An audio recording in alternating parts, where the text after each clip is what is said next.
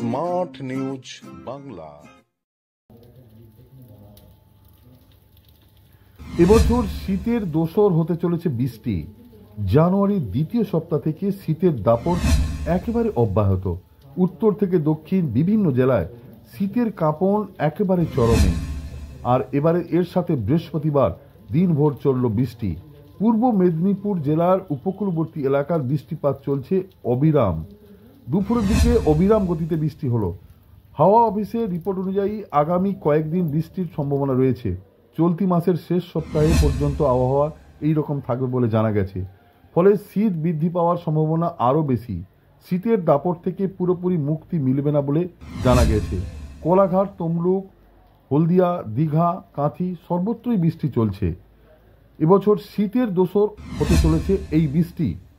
জানুয়ারির দ্বিতীয় সপ্তাহ থেকে শীতের দাপট একেবারে অব্যাহত এবং সেজন্যই একেবারে কাঁপুনি দিয়ে বৃষ্টি চলছে সর্বত্র। Smart news Bangla. Smart news Bangla.